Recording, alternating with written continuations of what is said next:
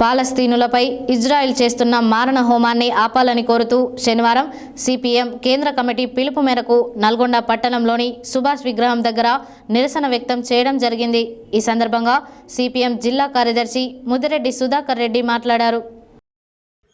పాలస్తీనులపై Israel చేస్తున్న మారణ హోమాన్ని ఆపాలని కోరుతూ శనివారం సిపిఎం కేంద్ర కమిటీ పిలుపు మేరకు నల్గొండ పట్టణంలోని సుభాష్ విగ్రహం దగ్గర నిరసన వ్యక్తం చేయడం జరిగింది। ఈ సందర్భంగా సిపిఎం జిల్లా కార్యదర్శి ముదిరెడ్డి సుధాకర్ రెడ్డి మాట్లాడుతూ గడిచిన 10 నెలల్లో సామ్రాజ్యవాద అమెరికా దన్నుతో ఇజ్రాయెల్ సాధించిన దారుణ నరమేధంలో 40,000కు పైగా పాలస్తీనీయులు మృత్యువాత పడ్డారని, అందులో 15,000 మంది చిన్నారులే ఉన్నారు।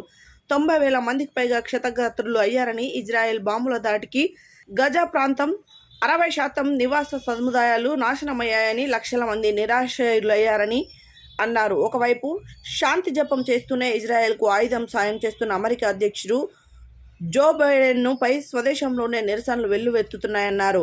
ఇట్లాగే యుద్ధం కొనసాగితే ఆ ప్రభావం ప్రపంచ దేశాల మధ్య 3వ ప్రపంచ యుద్ధం వచ్చే అవకాశం ఉందని హెచ్చరించారు। అదేవిధంగా ఈ ప్రమాదకర పరిస్థితి దాపురించకుండా ప్రపంచ దేశాలన్నీ కలిసికట్టుగా పరిశ్రమించాల్సిన కీలక తరుణం ఆసన్నమైందన్నారు।